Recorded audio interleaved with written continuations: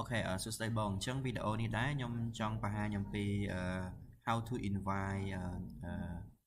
guest ឬក៏ how to invite VIP guest ជា individual ឬក៏ជា group អូខេអញ្ចឹងបន្ទាប់ពីបងចូលក្នុង account business portal នៃ event របស់បងមកបងសូមចូលពី invitation អូខេអញ្ចឹងកន្លែងនេះយើងមានពាក្យមួយគឺ create invitation អូខេអញ្ចឹងកន្លែងនេះបើសិនជាបងចង់ invite specific person ណាមួយអញ្ចឹងបងដាក់ email តែម្ដងអូខេកន្លែងនេះក៏ប៉ុន្តែកន្លែងនេះខ្ញុំអត់ចង់ invite person មួយទេខ្ញុំចង់ invite ជា group តែម្ដងអញ្ចឹងឧទាហរណ៍កន្លែងនេះខ្ញុំដាក់ company name ឬក៏ organization name អញ្ចឹងឧទាហរណ៍ ABC group អូខេអញ្ចឹង select ticket អញ្ចឹង select ticket នេះបងចង់ invite ប្រភេទ ticket មួយណាអូខេអញ្ចឹងកន្លែងនេះវាមានឧទាហរណ៍ event បងមាន ticket ច្រើនវានឹងចេញ ticket របស់បងទាំងអស់តែឧទាហរណ៍ឥឡូវខ្ញុំចង់ invite តែ VIP ticket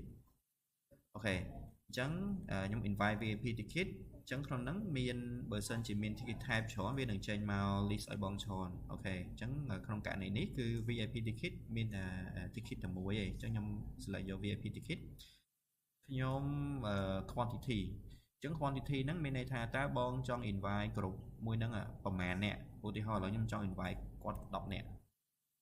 អូខេអញ្ចឹងខ្ញុំចុចលេខ10ខ្ញុំដាក់លេខ10 expire អញ្ចឹងមានថាការ invite link របស់បងហ្នឹងមានការកំណត់មានថា expire ថ្ងៃណាឧទាហរណ៍ឥឡូវថ្ងៃនេះថ្ងៃ22តែខ្ញុំចង់ invite គាត់ត្រឹម expire ត្រឹមថ្ងៃអាទិត្យ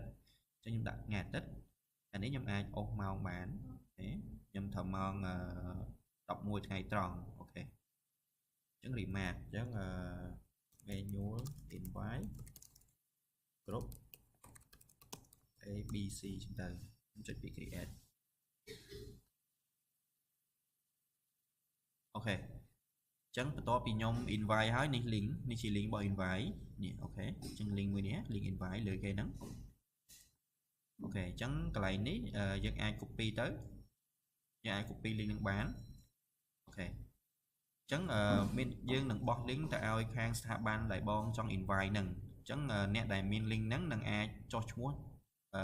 ចូលរួមក្នុង event របស់បងបានអូខេអញ្ចឹងឧទាហរណ៍ខ្ញុំបាន link ហ្នឹងមកខ្ញុំផាស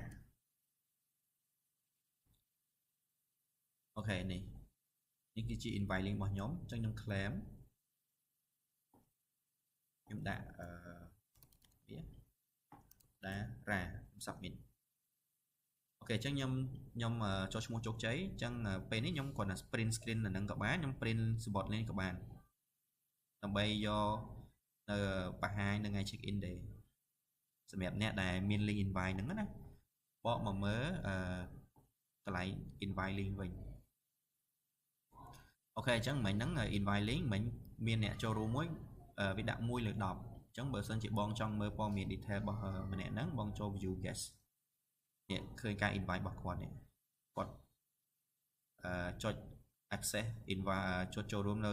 ថ្ងៃទី22ម៉ោង10:29អូខេអញ្ចឹង link នេះអាចប្រើបានអ្នកចុចឈ្មោះ9អ្នកទៀតអូខេអញ្ចឹងវីដេអូ invite VIP guest គឺមានតែប៉ុណ្្នឹងអរគុណច្រើន